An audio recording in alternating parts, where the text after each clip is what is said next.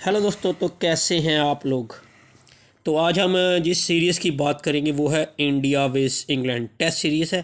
5 test match इसकी series है और इंडिया के बहुत बड़े बड़े नाम जैसे कि विराट कोहली, रोहित शर्मा अब टेस्ट में आपको नज़र नहीं आएंगे। नई टीम, पहला दौरा और पहला ही सबसे मुश्किल तरीन दौरा, जहां पे आप दे सकते हैं कि वर्ल्ड टेस्ट चैम्पियनशिप का फाइनल ख़त्म हुआ, वहाँ पे बॉल लास्ट इनिंग्स तक स्विंग होती रही बॉल स्विंग होती रही। सिर्फ धूप निकली हुई थी। आखिरी दिन जब मैच ख़त्म हुआ तो उस दिन बॉल इतनी स्विंग नहीं हुई, क्योंकि ड्यूक बॉल जो है वो बहुत ज़्यादा स्विंग होती है और 35 से 40 ओवर्स तक ये स्विंग होती रहती है और उसके बाद ये रिवर्स स्विंग भी होती है। तो दो धारी तलवार है ये ड्यूक बॉल, और ऊपर से विकेटें वो ऐसी बना देते हैं जहाँ पे बॉलर्स के लिए थोड़ी सी जान होती है। तो इंडिया के लिए ये काफ़ी ख़तरे का सायरन है कि यहाँ पे इंडियन प्लेयर तमाम के तमाम नए प्लेयर लगाए आप। एक दो प्लेयर्स हैं जो काफ़ी पुराने हैं, जैसे ऋषभ पंत हो गया और केएल राहुल, बुमराह। बैटिंग में तमाम प्लेयर्स नए ही लगाए आप। शुभमन गिल का पिछला जो दौरा था इतना अच्छा नहीं था, मगर इस दफ़ा वो कैप्टन है और देखते हैं कैसी परफॉर्मेंस रहती है। दोनों टीम्स की तरफ चलते हैं, पहले देखते हैं दोनों टीम्स को। पहले हम इंडिया को देखते हैं। इंडिया की तरफ अगर देखते हैं तो शुभमन गिल है ओपनर, इनके साथ जसवाल ओपनिंग करेंगे। अगर शुभमन गिल नंबर 3 पे आते हैं तो जसवाल और केएल राहुल ओपनिंग करेंगे। जिस तरह से ए टीम्स का मैचेस हुए हैं उससे यही लगता है जसवाल और केएल राहुल ओपनिंग करेंगे। उसके बाद देखते हैं तो नंबर 3 पे अगर गिल आते हैं तो साई सुदर्शन को नंबर 4 पे ले आए। तो मेरे ख्याल से शुभमन गिल को नंबर 4 पे जाना चाहिए और साई सुदर्शन को यहाँ पे नंबर 3 पे आप चेक करें। और उसके बाद आपके पास नंबर 5 पे पंत आ जाते हैं।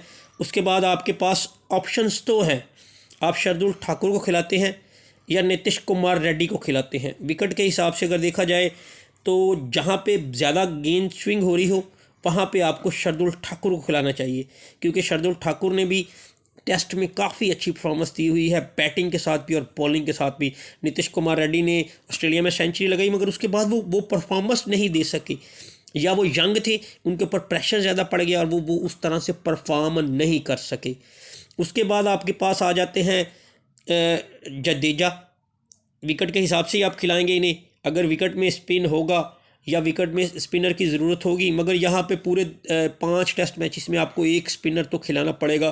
तो ये अगर आप जडेजा खिलाएंगे तो फिर आपके पास चॉइस नहीं रह जाएगी कुलदीप यादव को खिलाने की। अगर फास्ट बॉलिंग में आते हैं तो बुमराह है, प्रसाद कृष्णा है, सिराज है, आकाशदीप हैं। काफ़ी इनके पास मौका है कि वो 3 फास्ट बॉलर अगर खिलाते हैं तो बुमराह, उसके बाद आकाशदीप हैं जी आकाशदीप ही हैं, और उसके बाद आपके पास प्रसाद कृष्णा की पास भी ये भी हैं, आपके पास विकल्प ये भी नज़र आते हैं। और अगर देखते हैं तो सेकंड स्पिनर के लिए इंडिया के पास अगर आप ऑलराउंडर खिलाना चाहते हो तो सुंदर है, और अगर आप मेन स्पिनर खिलाना चाहते हो तो वो कुलदीप यादव है। मेरे ख्याल से कुलदीप यादव को आपको सारे मैचेस में खिलाना चाहिए। विकेट टेकर आपके पास होना चाहिए। जडेजा वहाँ पे उस तरह से गेंद को स्पिन और टर्न नहीं कर पाएंगे जो कुलदीप यादव कर सकते हैं। और उसके अलावा आपके पास ध्रुव झरोल की भी ऑप्शन मौजूद है।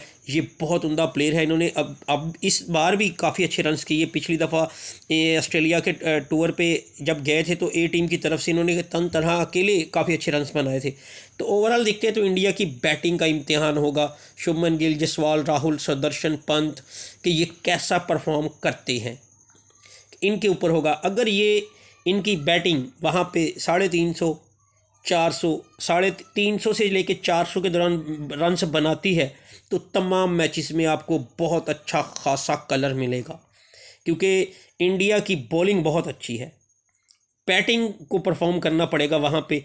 अब देख लेते हैं हम इंग्लैंड को हम देखते हैं तो इंग्लैंड बेन स्टोक्स कैप्टन, और उसके बाद अगर देखते हैं तो Ben Duckett, Jack Crawley, Joe Root, Harry Brook, Ollie Pope, Jamie Smith तमाम एक ही तरह से खेलेंगे। इनके पास दूसरी ऑप्शन नहीं है खेलने की कि ये स्लो खेलेंगे। ये 5 के रन रेट से ही खेलेंगे। अगर पूरा दिन खेल गए तो 400 सवा 400 रन से ये बनाने की कोशिश करेंगे। 425 430 रन से ये एक दिन में बनाने की कोशिश करेंगे। मगर जैसे ही ये तेज़ खेलेंगे इनके आउट होने के चांसेस भी उतने ही ज़्यादा हो जाएंगे। अगर इंडिया ने अच्छी बॉलिंग की, यहाँ पे मैच आपका इंडियन बॉलिंग का और इंग्लैंड की बैटिंग का है। अगर इंडिया बॉलर ने विकेटें ली और इनको 350 400 रन्स के अंदर आउट किया तो मैचेस काफ़ी अच्छे होंगे, क्योंकि मुझे नहीं लगता कि बिल्कुल फ्लैट विकेटें होंगी जहाँ पे आप 500 रन्स बनाएंगे। यहाँ पे 300 रन्स बहुत होंगे।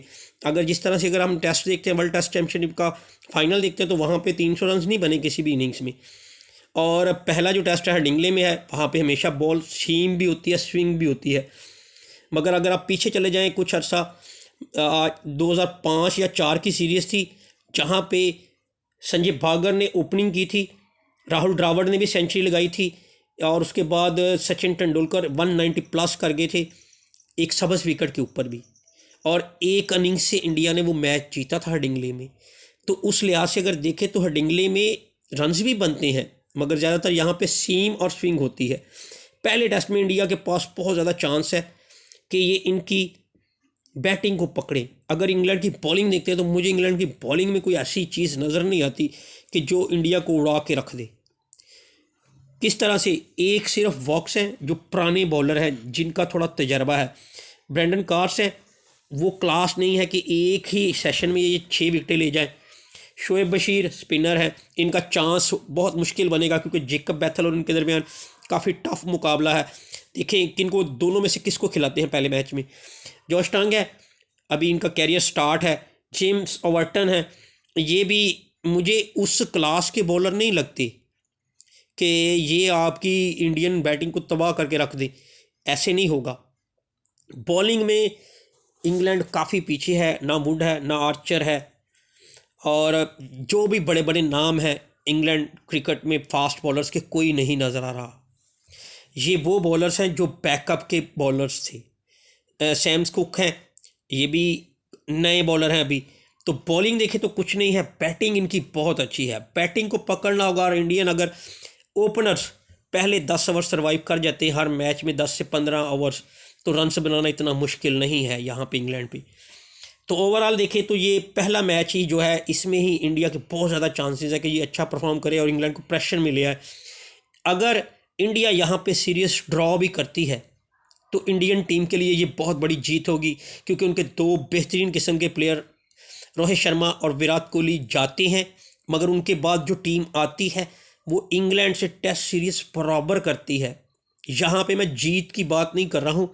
आप 1-1 से बराबर करते हैं, आप 2-2 से बराबर करते हैं, अगर आप ड्रॉ पे भी सीरीज़ को रखते हैं ना, तो ये आपकी बहुत बड़ी जीत होगी, क्योंकि आपकी बड़ी बड़ी टीम्स भी वहाँ पे नहीं जीत सकी हैं। जब एक सीरीज़ ही सिर्फ वही जहाँ हेडिंग्ले का मैच जीता था वही सीरीज़ थी जहाँ पे द्राविड़, सचिन तेंदुलकर, लक्ष्मण गंगोली तमाम थे और सीरीज़ जीते गए थे। मगर उसके अलावा कहीं पे भी इन्होंने कुछ ऐसा नहीं किया कि आप कह सके कि इंडिया ने बहुत अच्छा परफॉर्म किया इंग्लैंड में। इंग्लैंड में ये इतना अच्छा परफॉर्म नहीं करती, मगर ये नई टीम है। मुझे उम्मीद है कि ये मैचेस काफ़ी अच्छे होंगे, और मैं अब भी इस सीरीज़ को यहीं पे रखूँगा कि ये सीरीज़ बराबर होनी चाहिए। कम अज़ कम इंडिया को ये सीरीज़ बराबरी पे खेलनी चाहिए। अगर इंडिया जीतती है तो ये इंडियन क्रिकेट के अरूज की तरफ उनका सफ़र शुरू होगा कि नई टीम और इंग्लैंड को इंग्लैंड में हराना। और बेसबॉल इनकी जो क्रिकेट है ये बाहर तो इतनी कामयाब नहीं हुई, मगर इंग्लैंड में बहुत कामयाब हुई है, क्योंकि इंग्लैंड की विकेटों पे इनके लिए बहुत कामयाबी मिली है इनको। तो उस लिहाज से अगर देखा जाए तो ये इंग्लैंड के लिए भी बहुत मुश्किल सीरीज़ है। तो इस सीरीज़ में हम रखेंगे फेवरेट इंग्लैंड को ही, मगर मुझे ये लगता है कि हर मैच में आपको अच्छा खासा कलर और अच्छा खासा मुकाबला मिलेगा देखने को इंडिया की तरफ से। इंडिया इतनी कमज़ोर टीम नहीं है, क्योंकि इंडिया की बैटिंग बहुत अच्छी है, बॉलिंग बहुत अच्छी है। इंग्लैंड की बैटिंग अच्छी है, बॉलिंग अच्छी नहीं है। तो इसी खामी से इंडिया को फ़ायदा उठाना है, और इस सीरीज़ में हमारी प्रेडिक्शन यही रहेगी कि हर मैच में इंडिया टफ टाइम देगी इंग्लैंड को। तो दोस्तों ये थी आज की हमारी वीडियो, मिलते हैं अगली वीडियो में, तब तक के लिए अल्लाह हाफिज़।